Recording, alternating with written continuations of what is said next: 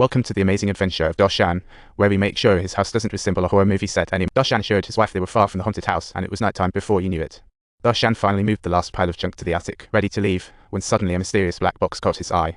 This must be a mysterious artifact left by the homeowner, and Shan curiously walked over for a peek. However, an angry scorpion appeared in front of him, trying to give Shan a good scare, but he squished it and successfully opened the black box.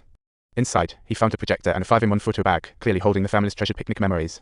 Shan casually munched on some food at the dinner table and rushed to the studio like a kid on Christmas morning. He started organizing the important materials of the case, ready to stick up that official photo from the attic, when he noticed something was off.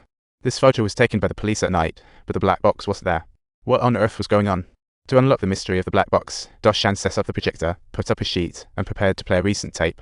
At first, everything seemed pretty normal.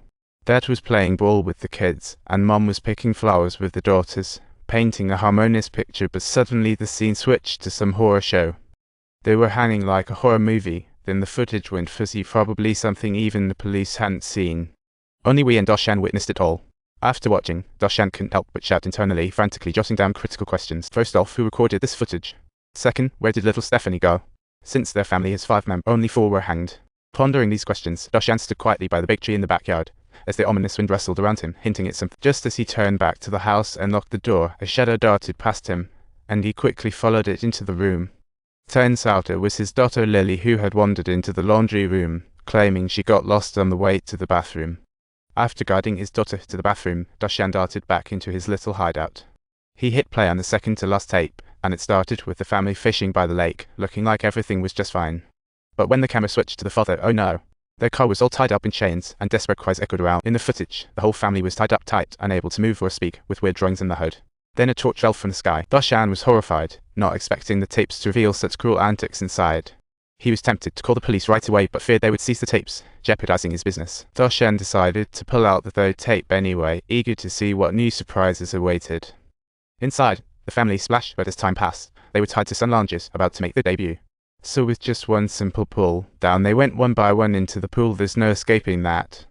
In this brief clip, Shan spotted a crucial clue. A dark figure appeared right in the center of the frame, staring at him.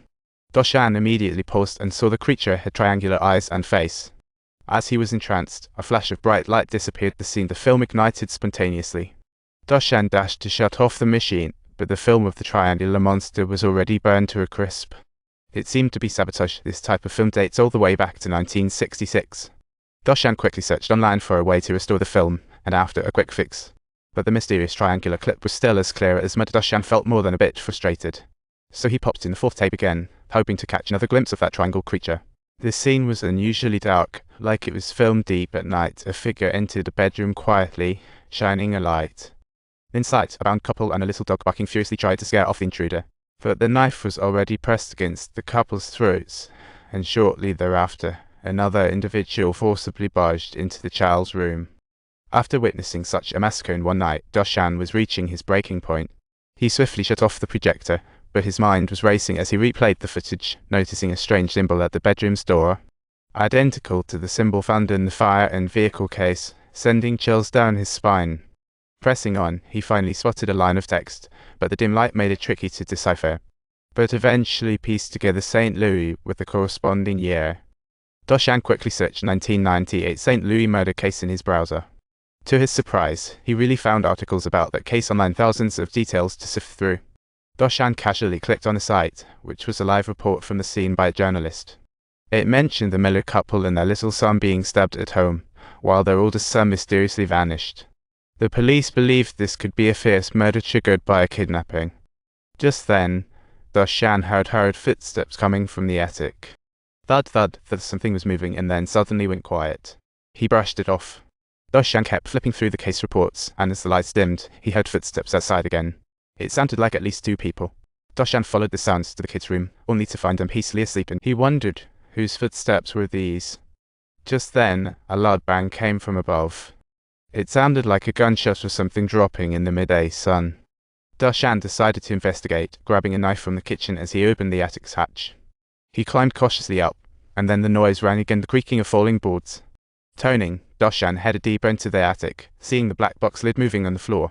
Maintaining composure, he pried it open with a metal rod, revealing a red and white wax strip. The wax strip slithered away, leaving him utterly mystified.